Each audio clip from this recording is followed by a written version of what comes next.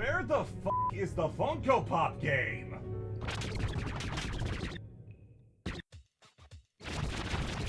Hey, who'd have thought we'd be here again? Me, I did. Yeah, Thoth, I think there might have been better uses for your divine providence than letting me know Multiverses wasn't working. Okay, so this is weird. I've been really hesitant to continue this series because it's gotten out of hand. The first time around, most of the games I talked about were a few years old. Deadpool, PT, Limbo of the Lost, aged to perfection. Now these delistings are so common that in the time since I stopped writing and started voicing, we lost the Star Wars hero shooter with the little guys on each other's shoulders. Considering that's the most vivid description I can give, it's not like it was a surprise or anything, but really, it's just gone? I've barely finished my anthem, and now I have to move on to Splitgate 2? Without mentioning the hat, name 50 things he did wrong! Damn it! Love Live School Idol Fest 2 Miracle Live Global Launch launched in February and shut down in May! Those two dates were announced at the same time! It doesn't matter if you have Disney, or Disney backing you up, these games as a service are like a goddamn anglerfish. You get dragged in by the glowing light of profit, and then find out just how small it really is. Picking what exactly to cover was kinda hard, just because narrowing it down seemed impossible. Luckily though, I did find 3 examples that I was interested enough in to talk about. Oh, Multiverses, you sweet, sweet idiot.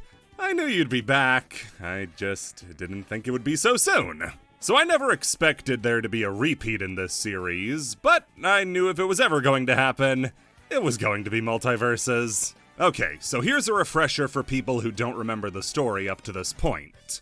Multiverses was a game made by Player First Games that sought to take the top spot in the platform fighter genre after Smash retired to its Minecraft house. There have been many casualties on the way to the top, and the pathway has been littered with the likes of Nickelodeon All-Stars Brawl, Rivals 2, Fraymakers, and it seemed like the closest to getting to the throne was Multiverses. Multiverses had the advantage of money, as Warner Bros. Was looking to make it a tentpole of their gaming division, bringing characters from all corners of a very specific corner of the Warner umbrella. Kick out Batman and Arya Stark, and this is just Punch Time Explosion 2. Player First Games was a studio founded by Christopher White and Tony Hwyn that had never actually shipped a game before Multiverses and didn't have any devs familiar with fighting games on the team, but miraculously made the biggest fighting game Steam had ever seen. Over 150,000 players, with over 60,000 being on at the same time. Over 100 million hours played and 1 billion matches played in its launch year of 2022. Launch year is a bit of a misnomer though, because the game hadn't launched yet. This was just the open beta, and like an open marriage, you were getting fucked. There were microtransactions in a game that wasn't even out yet. This beta had seasons to it, additional content. People legit didn't know this wasn't just the full game. It sure felt like a full game. Getting reviews from major outlets, being priced like a full release free-to-play game. It even copied the full release trick where they delist the game you paid a bunch of money for. After a cataclysmic drop of over 99% of its player base, and mugging KOF 15 for the best fighting game at the Game Awards, Multiverses went away, and wouldn't be seen or heard from again until they heard me writing the last Games You Can't Buy, and decided to pull a funny joke. Okay, so we're back up to present day, and it's time to finally get into what happened to Multiverses after it relaunched. In the year since Multiverses went away, the game underwent a complete engine overhaul from Unreal 4 to Unreal 5. An engine that is good, but in inexperienced hands has led to disastrous performance for games like MGS Delta and Borderlands 4. Now this wasn't a decision made just to give the engine a bigger number at the end. That 150,000 players was stretching the game to its breaking point. Unreal 5 was better equipped to deal with such a high player count. The Switch, though, made a lot of problems for the team. a team that up to this point was only 12 people big. Player First Games might have been in contact and working for Warner Bros., but they were still an indie studio. They were only founded in 2019. The people who were brought on were just people that Christopher and Tony knew from their development days. If they wanted to beat up the entire player base, each staff member would have to take on 12,500 people. The major thing the engine change was meant to address was the netcode for the game. Multiverses was very, very proud of its rollback netcode, a huge feature that meant the game was supposed to run buttery smooth online, even if the game was launching on multiple platforms. It wasn't working though, and in a game with online connectivity being so important, they were left in a spot where something had to be fixed. Proper rollback netcode was planned to be implemented in the full release, which was the hook for serious and competitive multiverses players. Casuals, though, would be attracted by the new characters, stages, modes. The lifeblood of a fighting game are the people who play maybe once a week and just spam special moves, especially in a live service free-to-play one.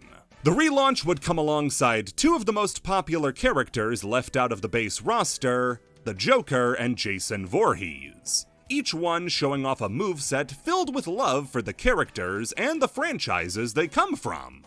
Jason trapping people in sleeping bags and folding people up in beds, Joker making jokes, which he doesn't do anymore, he just eats his own face. The only thing was, the game, did the game just wake up? It's kinda groggy looking.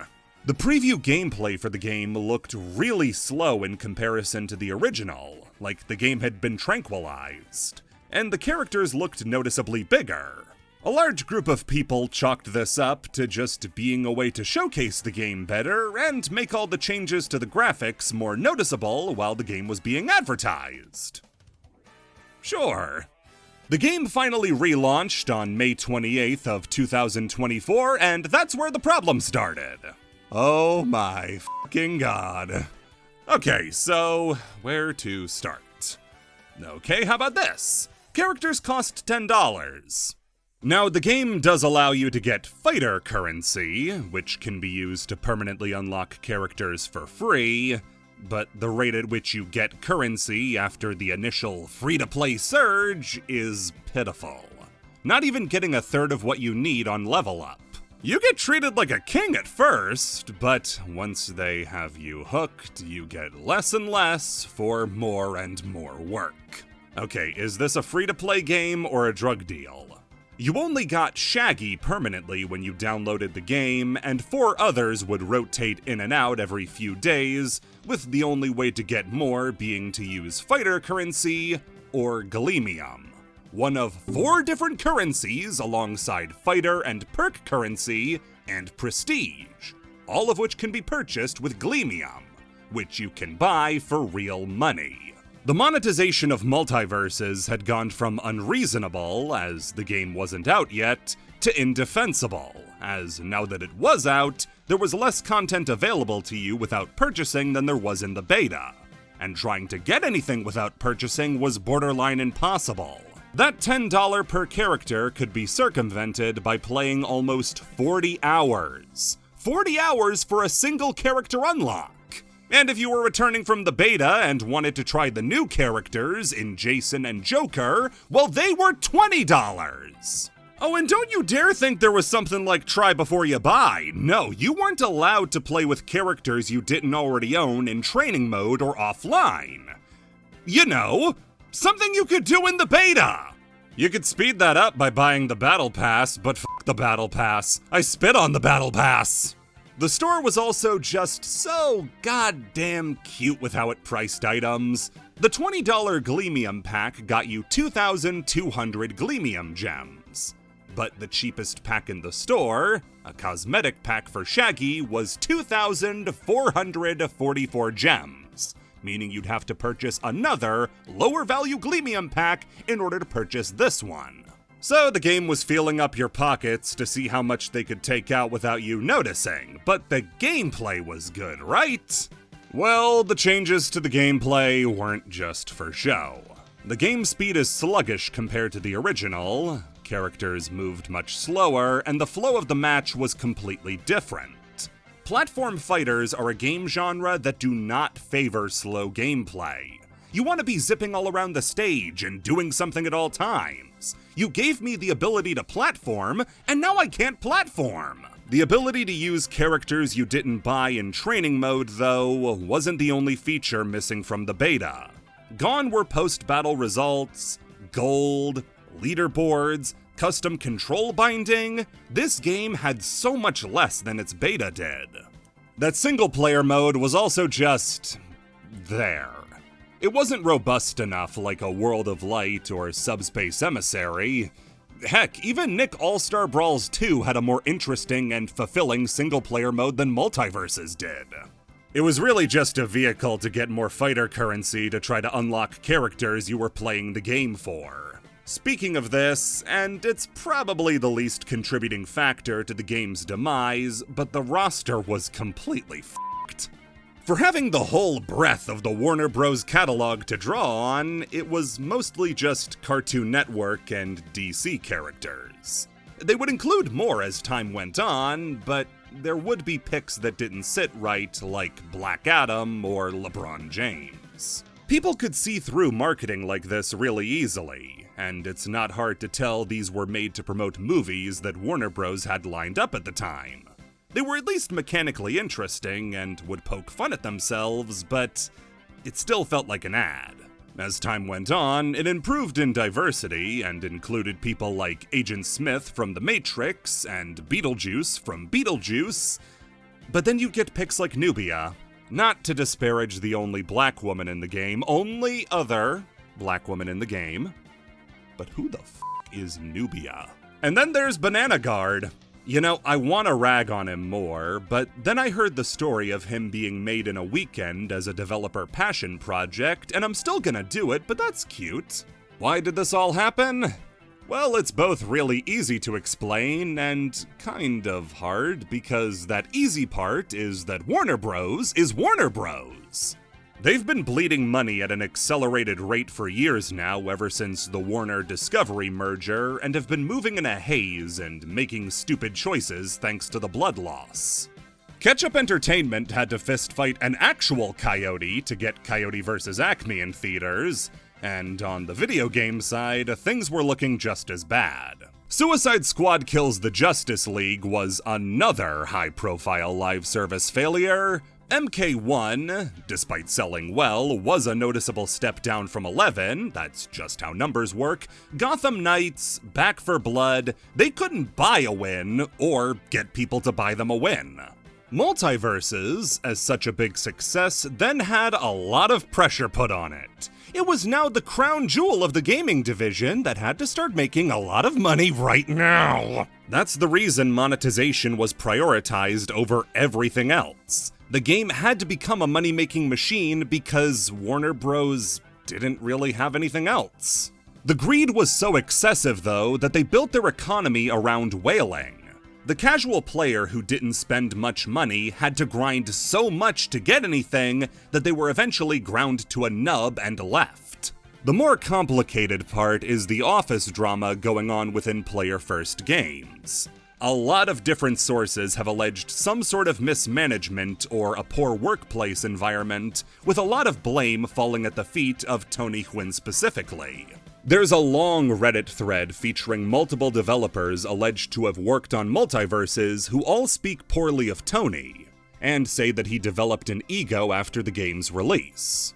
Now, these are serious claims, but made by unverified sources, mostly deleted Reddit accounts. And the devs who have spoken about Tony have said nothing damning. In a case like this, I'm always going to lean towards verified sources over unverified sources. More than being provocative or interesting, I want to be correct. Tony has also been the victim of some really stupid rumors to go along with the real-sounding ones, like Warner Bros. Only being able to influence him instead of telling him what to do. Or that he was so horny for Lola Bunny that he prioritized her over other completed characters.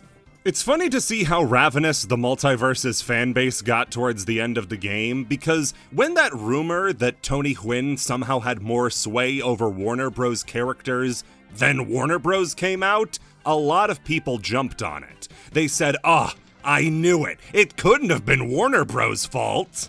Really? Really? This is where you draw the line. Besides, even if he did somehow have Warner by the balls, they grabbed his right back and bought Player First after the relaunch. And after the game's final content update on February 4th, the game would be taken offline and delisted on May 30th. That purchase of Player First Games wasn't an endorsement, it was an insurance policy that meant now Warner Bros. Had the authority to close the studio down. You say, they bought a studio just to close it? But this is the movie studio that makes movies just to shelve movies. The tax write-offs of shutting down a studio or shelving a movie are better than heroin. And with Multiverses posting a $100 million loss according to Warner Bros., they had a lot of heroin to do. And that's the tale of Multiverses. A game that lived, and died. It had a shot. Even with deflating player numbers, it could have stayed alive. That 150,000 players was never emblematic of how big the player base for Multiverses really was. If content had been managed better, and they were able to put out the game as it was instead of an extended beta, they could have found their actual player numbers and catered to that audience. You see reports of the massive player decrease in a game like Marvel Rivals, and that's not the game dying, that's just them finding what their actual player base is. The same could have happened to Multiverses, but it was bungled at every turn. Is it funny that I got to predict the second failure? Of course. But it also does suck that a game with real potential had to go down in such a messy way. Don't worry guys, 2XKO is here to show you that making a free-to-play fighting game does require a heart black as midnight coal. Another type of delisting that I've seen get a lot more common is the Ouroboros type, a game that gets delisted to make way for a new re-release or remaster. During the 2010s and even more into the 2020s, there's been a big rush to release collections of games that make them available to modern audiences. Games that either have big followings that have gone uncatered to, or who are flat out not available in any other form. Konami has put out collections for Castlevania, Contra, and Yu-Gi-Oh! You can play pretty much any Mega Man game you want on modern consoles with various collections put out for each branch of the series. Legends, sit your broke ass back down and wait until this joke gets outdated! Nintendo lifted their skirt and flashed us with a Mario collection. Marvel vs. Capcom got revived through a collection. Even less popular series like Legacy of Kain managed to pick up a collection for themselves. These sorts of collections are a good thing. In lieu of making a remake that might lose the spirit of the original, which happens all the time, just give players access to the games they want to play and then they'll buy them. But these sorts of re-releases do have a bit of a double edge to them. Sometimes they're looking to re-release a game that's already been made available, and that original's existence makes it hard to justify selling it again. Luckily, I have a vacancy behind my woodshed and some time to kill, so let's fix that. If a game getting re-released is already available, then developers will often delist the original version, so you only have the option of buying the newer re-release. Almost always at a markup. We actually talked about such a case a few entries ago with Sonic Origins Plus. Thanks to the movies improving Sonic stock in the public eye, Sega wanted to push out as much Sonic stuff as possible, so kids who liked the movie had stuff to buy. Tapping into the nostalgia market as well led to Origins Plus, a collection of the original Genesis games, Sonic CD, and enough Game Gear games to make it a 12-game collection. Problem was that the Genesis games and Sonic CD are some of the most available games of all time, included in at least 9 collections of Genesis games, as well as being available for individual purchase on pretty much anything you can think of. The new collection would add features like an art gallery, new playable characters, and the Game Gear games, but a savvy enough consumer would see the games available for a fraction of the cost of Origins and make the easy choice to get those instead. In response, Sega wiped out almost every version of Sonic 1, 2, 3, and CD from digital storefronts to make way for the new versions in Origins that were all you could play. And if Sonic's doing it, Bubsy's doing it too. Bubsy decided dirt didn't taste good no more and came back with just a shitload of stuff, including a brand new game that looks really good and an impressive collection. This thing contained every piece of Bubsy content ever made. The games, different versions of those games, new versions of those games that fix the controls of the original Bubsy 3D. Is technology there yet? Aside from the games, you also got the cartoon pilot, production photos, concept art, interviews. How did Bubsy of all series get the gold standard compilation? Only problem is that Bubsy has kind of been available for a long time. On Steam, the Bubsy Twofer pack has been up for years. I remember seeing it back when hating on Bubsy was a personality and thinking, why the hell are these here? Well, Atari thought the same thing. Yeah, Atari owns Bubsy now, they're calling them the new power couple. And with the release of the Perfect Collection, took down the already available Bubsy games, so now if you wanted to buy them, you're going to have to buy the collection. Now, the Twofer pack was as bad a collection as the new one is good. Just two emulated games with a brand new screen in between them, but it does still sit funny knowing that any option besides buying the newest version is gone.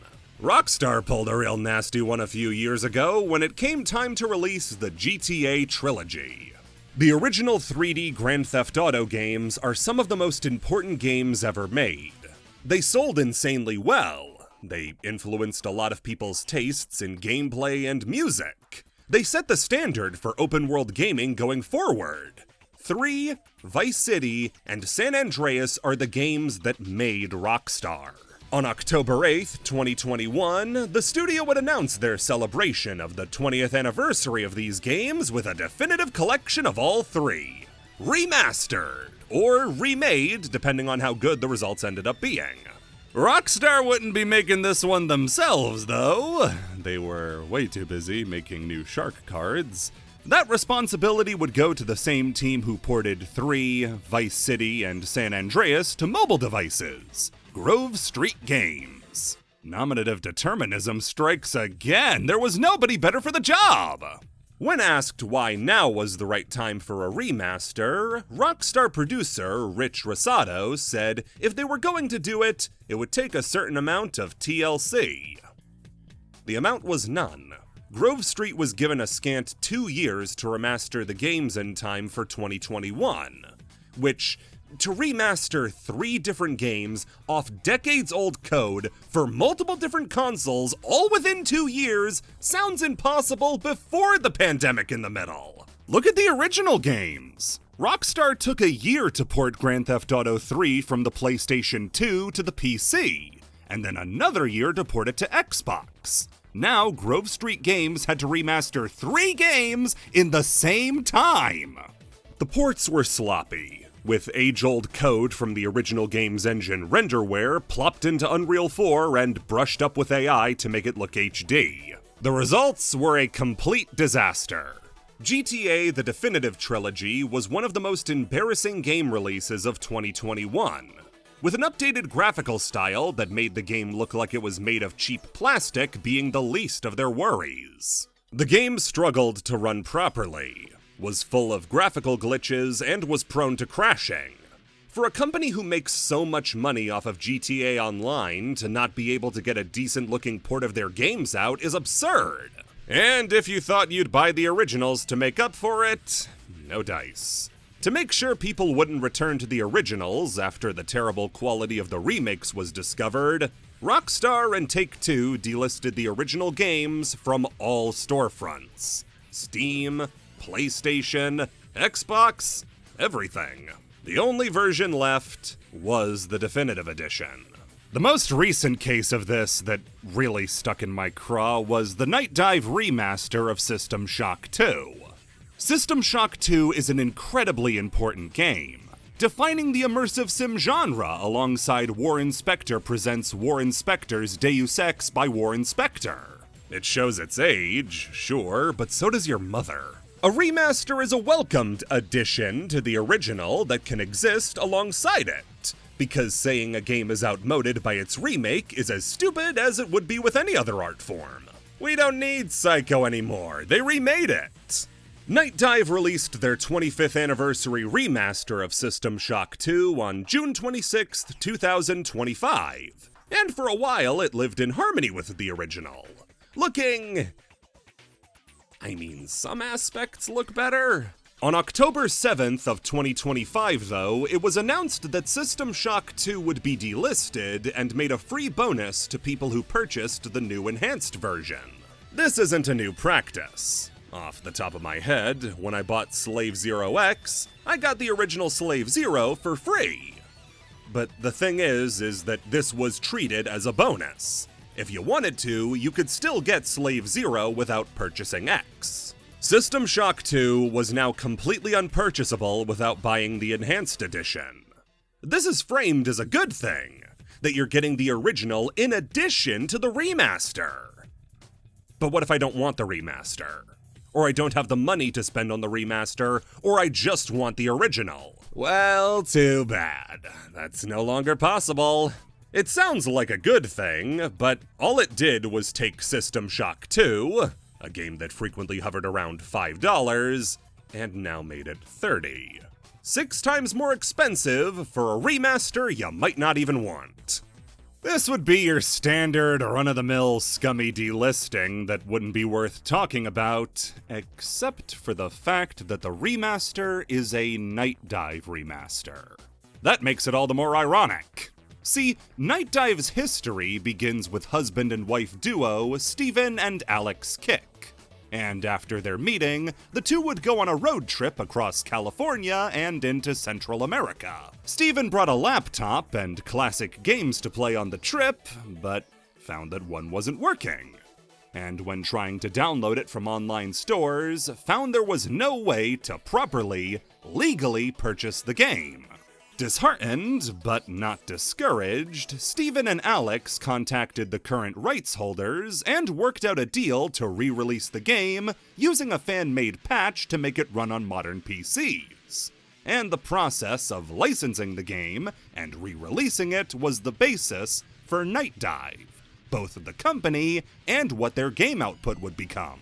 They've since helped remaster and port the Turok games, Doom 64, Star Wars Dark Forces, I Have No Mouth and I Must Scream, The Thing, and Power Slave, getting games into people's hands that have been stuck in legal limbo for a long time. As you can probably guess by now, the game that kicked all of this off was System Shock 2. Night Dive's original purpose was just letting people play System Shock 2. And now that same company has made it impossible to play the original without a steep markup. Is this a direct decision of Night Dive instead of one of their parent companies like Atari? Almost certainly not, but that particular nugget of irony was just too sweet to not at least mention. This last one is out of obligation. I'm not doing this for fun. You can lead a con to Concord, but you can't make it money. Ever since this happened, I've had people asking, what was I going to do about Concord?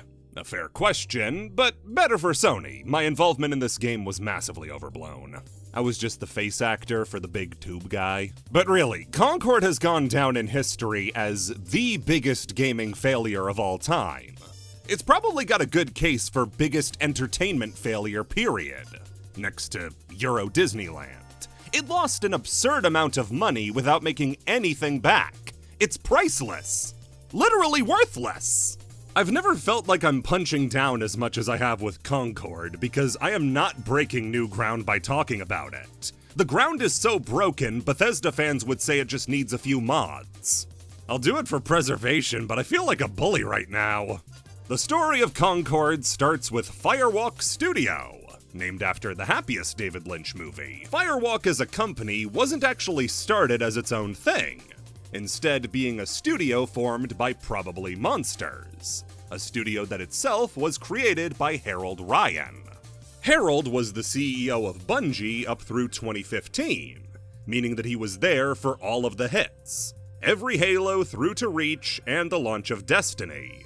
Seeing the landscape of the games industry turn more and more corporate, though, something Bungie itself would become with their disastrous handling of Destiny 2, Harold left to form Probably Monsters.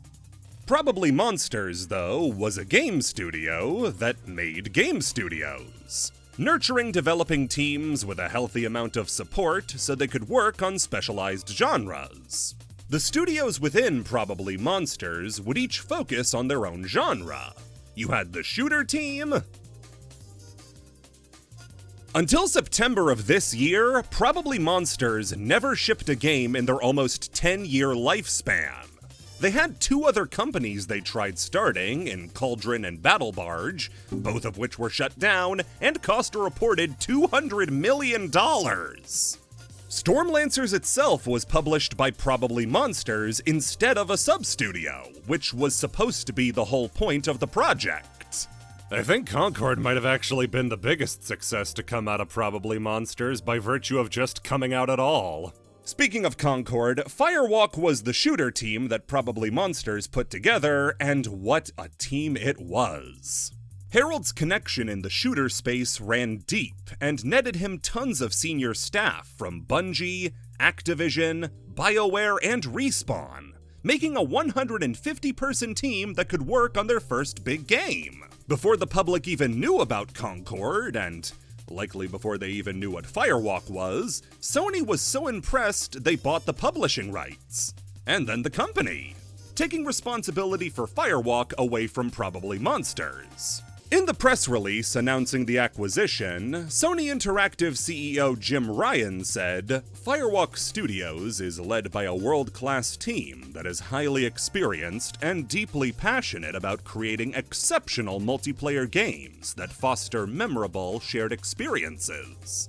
I'm confident the studio's upcoming project will be a robust addition to PlayStation Studios' portfolio, and its live service and technological expertise will be instrumental in growing PlayStation's reach." I could have slipped a murder confession in the middle of that. You were not paying attention. The studio was acquired in 2023, the same year Concord would finally be shown off. In May of that year, we got our first look at Concord. I think. Concord is around here somewhere. Is Concord a burger?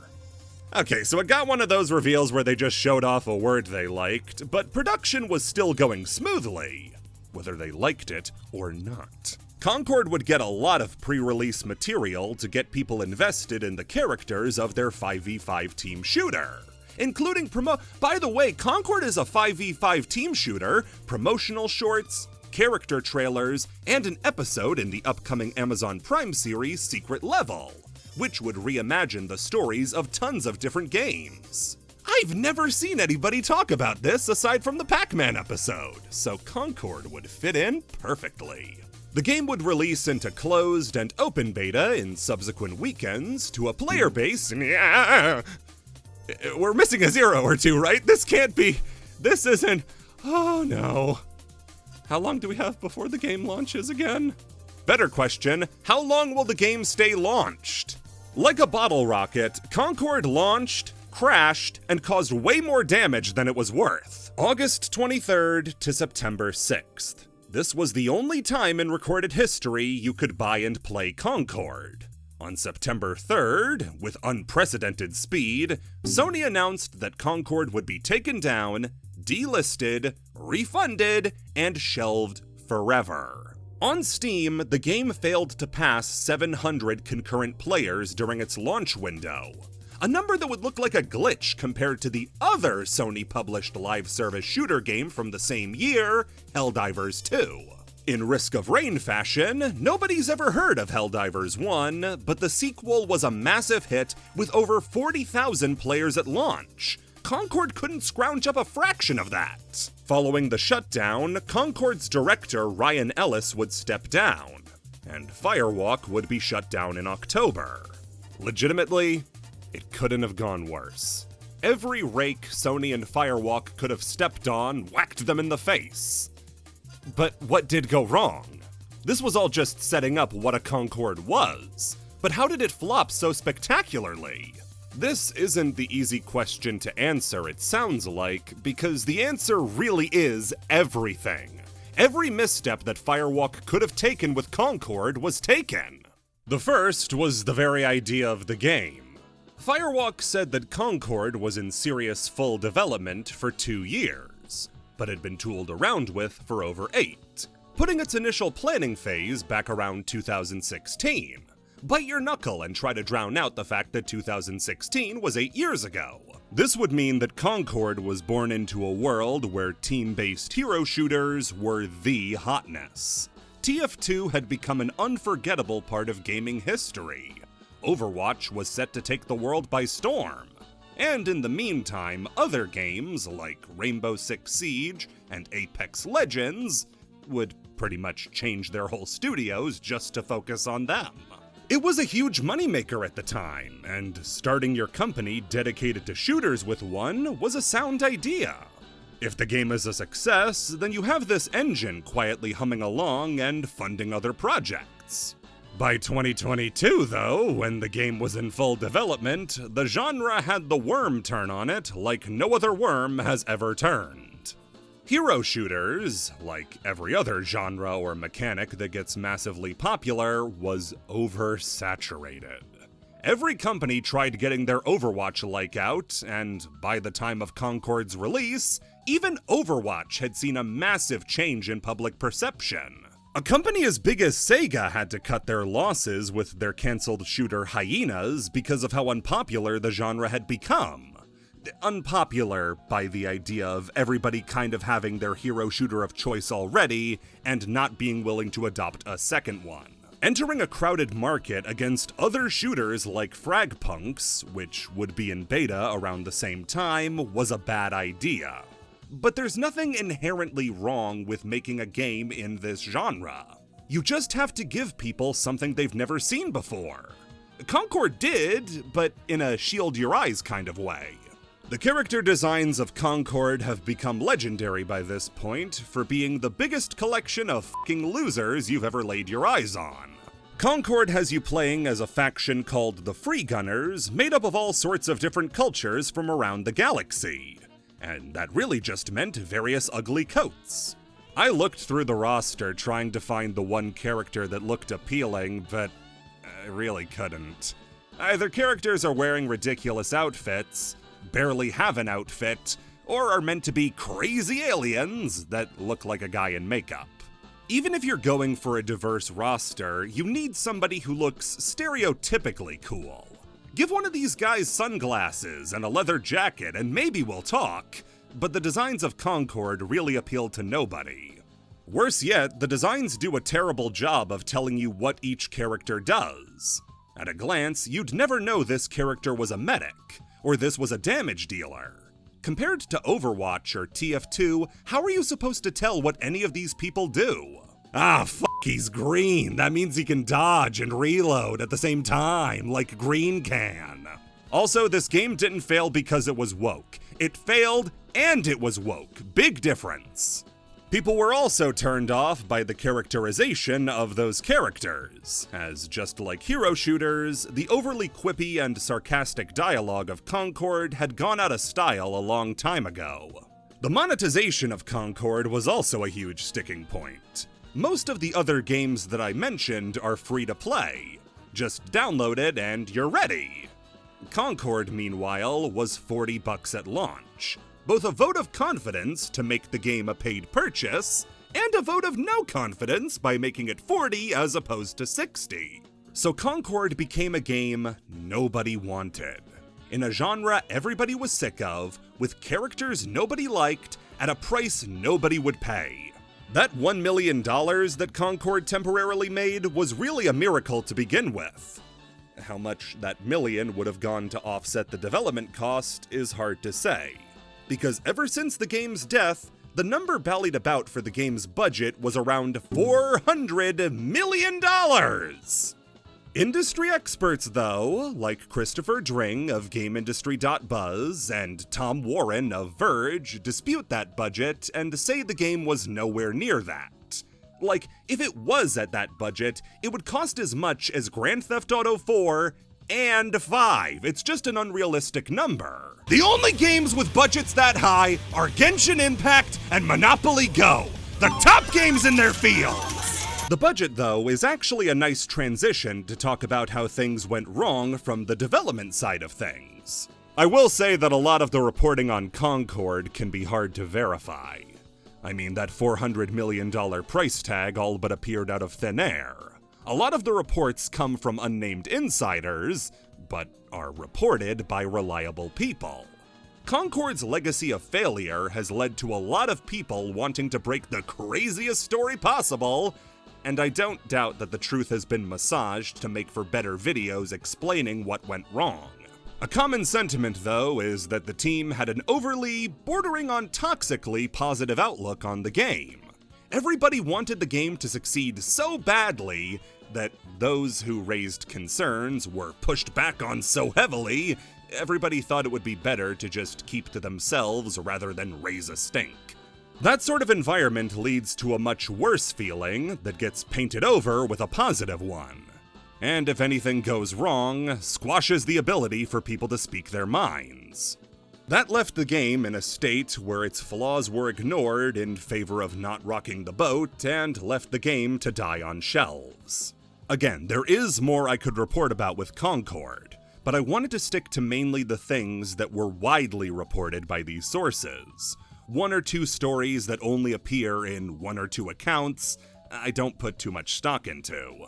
Nowadays, Concord is more remembered for its failure than it was for its life, and it's become synonymous with f***ing up. Plaques handed out to developers have been found in Goodwill.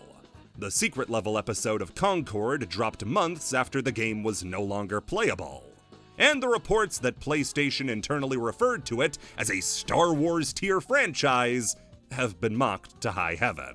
8 years of work for 2 weeks of embarrassment. What a sad legacy.